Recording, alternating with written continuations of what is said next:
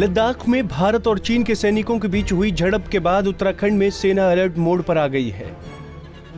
सरहदी क्षेत्र जोशीमठ और इससे लगे हुए सभी बॉर्डर इलाकों में आर्मी और आईटीबीपी के मूवमेंट में तेजी आ गई।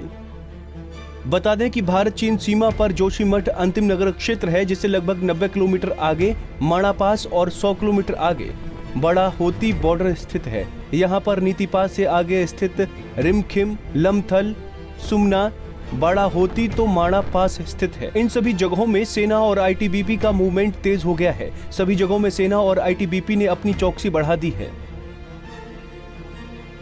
बता दें कि बड़ा होती सरहदीय क्षेत्र जनपद चमोली का सबसे अधिक संवेदनशील क्षेत्र है, क्योंकि बड़ा होती के समाप्त होते ही चीन की सरहदें शुरू हो जाती हैं।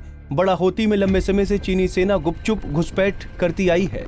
बड़ा होती, जो कि एक घास का मैदान भी है, सरहदी क्षेत्र जोशीमठ के रहने वाले दर्जनों गांव के भेड़ बकरी चालक गर्मियों की दस्तक के साथ ही अपनी बकरियां चराने बड़ा होती समेत अन्य बॉर्डर क्षेत्रों में भी पहुंचते हैं। कई बार चीनी सैनिकों द्वारा इन चारा वालों को भी बड़ा होती से भगाने की खबरें भी सामने आती रही हैं।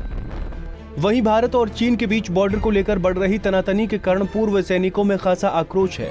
जोशीमठ के पूर्व सैनिकों ने भारत सरकार से मांग की है कि लद्दाख में चीनी सैनिकों द्वारा भारतीय सैनिकों की निर्मम हत्या का बदला लिया जाए।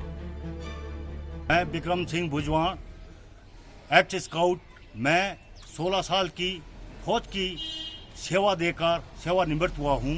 मैं जो चाइना ने लद्दाख में हमारे 20 सैनिकों को शहीद निर्मम ढंग से वो लोग शहीद हुए हैं, मैं सरकार से गुजारिश करता हूं कि मेरे 20 साथियों के बदले चाइना के 200 सैनिकों के सर भारत में आना चाहिए। और मैं ये भी भारत सरकार से निवेदन करता हूं कि चाइना के जिस प्रकार से हमारे सैनिकों के साथ इस प्रकार की कायराना हरकत की है, हम उस चीज को ईंट का जवाब पत्थर से देना चाहिए।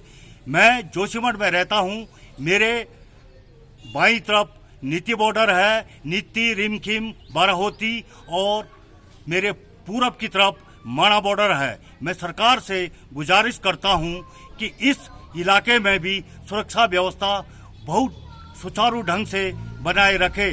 चाइना का कोई भरोसा नहीं, वो कब कहां से हम पर वार कर दे।